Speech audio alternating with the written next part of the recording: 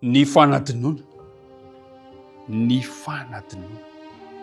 Izay no lohahevitra irahantsika manana dia asaiko ianao mba hiaraka amiko hatramin'ny farany.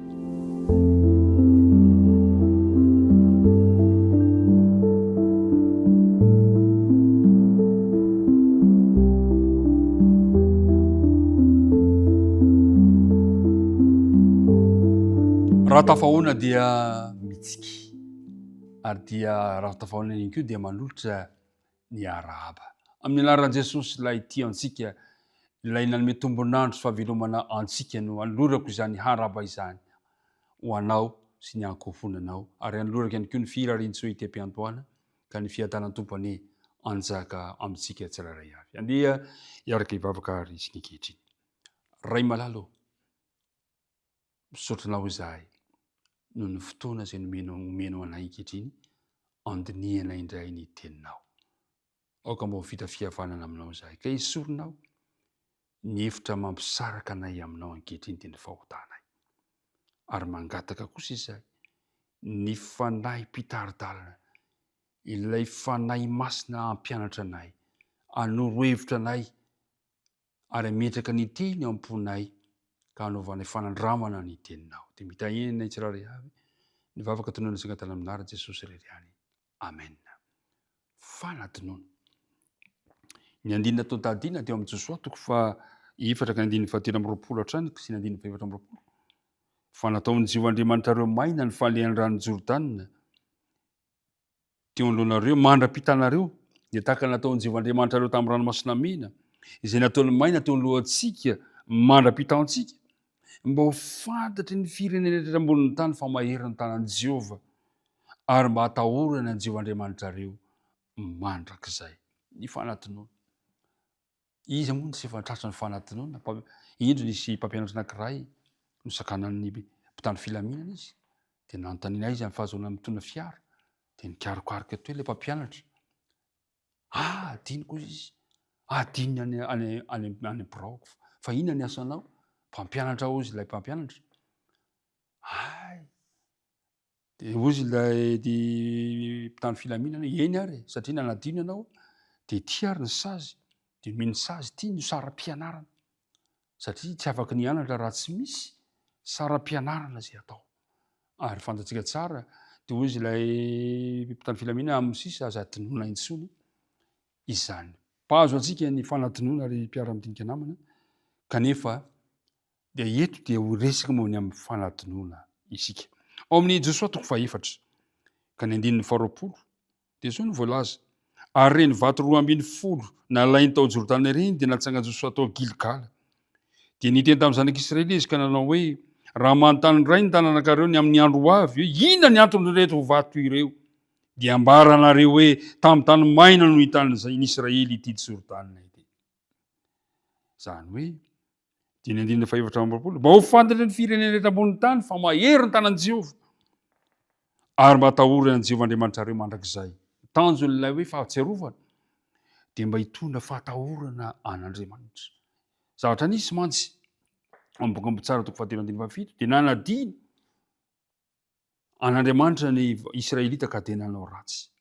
Amin'ny tsara toko fahavalo andininy faefatra amby telopolo, dia tsy nahatsiaro an'i Jehova ny zanak'Israely ka indro falavo. Salamo fahavalo amby fitopolo, zao ny voalaza ny mpanao salamo, salamo fahavalo amby fitopolo, ka ny andininy faraky ambin'ny folo, dia zao ny fanambaran'ny mpanao salamo, salamo fahavalo amby fitopolo, ka ny andininy faraky ambin'ny folo, dia hozy hoe: nanadino ny asany izy sy ny fahagagana izay nampahitany azy. Mora manadino isika olombelona, ilaina ary mpiara-midinika namana ny fahatserovana, fa zava-doza kosa ny fanadinoana. Andeha ho jerevantsika ny voalaza amin'ny Deutéronomie toko fahavalo ka ny andininy faharoa: ary tsarovo ny lalana rehetra izay nitondrany Jehovahandriamanitra ho anao tanany hevitra izao 70 taona izao, hampaniritenanao sy hizahan-toetranao ary halala izay ao am-ponao na hitandrina didinanao na tsia. Andininy fahavalo ambin'ny folo: fa tsarovo Jehovahandriamanitrao fa izy nanome anao hery avory harena mba ory ny fanekeny izay nianiana tamin'ny razanao tahaka ny amin'izao anio izao.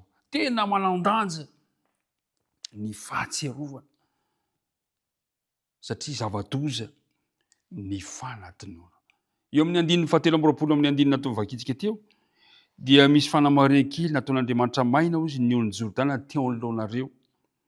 Ny dikany hoe teo anoloanareo dia hoe teo anoloan'ny Israelita izay vao avy nita ny Jordana. Etsy ankilany indray dia hoe nataon'Andriamanitra maina teo anoloantsika ny ranomasina mena. Ny isika indray eto dia hoe ireo izay teo hatramin'ny taranaka voalohany indrindra izay nandalo ny fanandramany fanafahana. Mitovy ny lanjan'ireo izay zatra ny ainan'izy ireo ny fifondrana. Ary mpiara-midinika namana, mpahazo ny taranak'olombelona tokoa ny fanatinoana. Kanefa ny fanatinoana eo amin'ny lafiny ara-panahy dia mety hiteraka zava-doza eo amin'ny fiainantsika. Ko ankehitriny, raha tiantsika nitahiry maha isika antsika, raha tiantsika nitahiry mahavahoaka natsoina antsika sy nanam-panaovana iraka manokana antsika, dia tokony amorona fomba samihafa melomelomana amin'ny fitadidiana ara-panahy isika. Izany nge ny antony ilay hoe andinina atao tadidiny. Marina fa lava izy, kanefa natao izy ireny mba melomelomana amin'ny fitadidiantsika. Fantatsika tsara fa misy aretina ratsy dia le hoe aretin'ny fanatinoana, ka dia natao izany, ilaina zany ny mahatsiaro ireo izay ny andohantsika sy ny maha-isika antsika, ka dia tokony kolokolo amelombelona mandrakariva ny fitadidiana ara-panahy isika. Ary inona ary ny fomba atao mba hanatantara izany? Dia ilaintsika ny mangataka mandrakariva ny fanahy masina. Ao amin'ny Jaona 2:20 ka ny andininy 5:20 dia izao ny fanambarana. Jaona 2:20 ka ny andininy 5:20 dia hoy izy hoe fa ny mpananatra dia ny fanahy masina izay ny ray amin'ny anarako, izy no ampianatra anareo ny zavatra rehetra sy ampatsiaro anareo ny zavatra rehetra izay nolazaiko taminareo. Ny fanahy masina zany no ilaintsika mba hampatsiahy antsika, analantsika ireny fanadinoana ireny. Ilaintsika isan'andro san'andro mangataka ny fanahin'Andriamanitra. Ao amin'ny Korintianina 1:20 dia izao ny voalazany: ary rehefa nisaotra izy dia novakiny ka hoy izy, ity ny tenako ho anareo, izao no ataovy ho fahatserovana.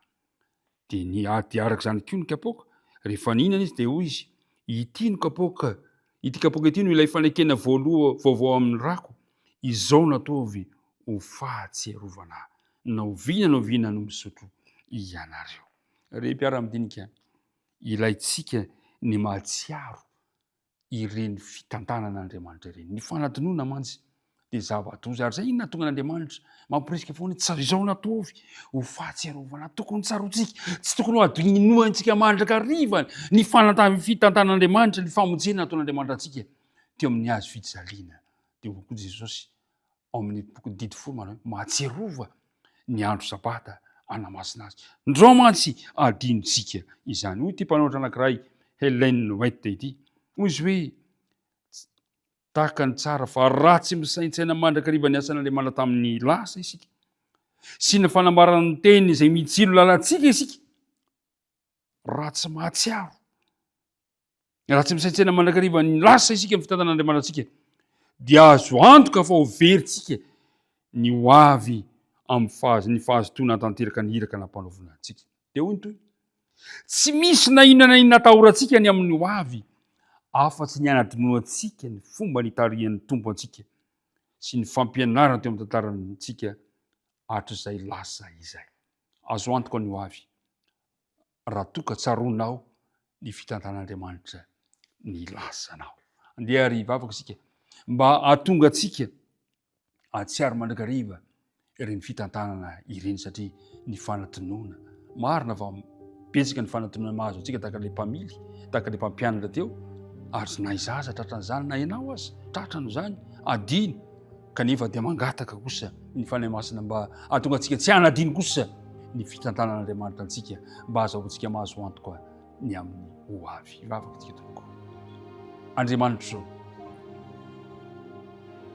amin'ny maha-olombelona anay tokoa dia mora manadino izahay,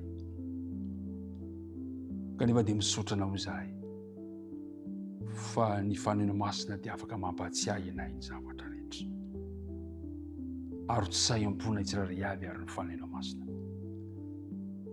ka hatsiarovanay ny fitantananao tamin'ny lasa.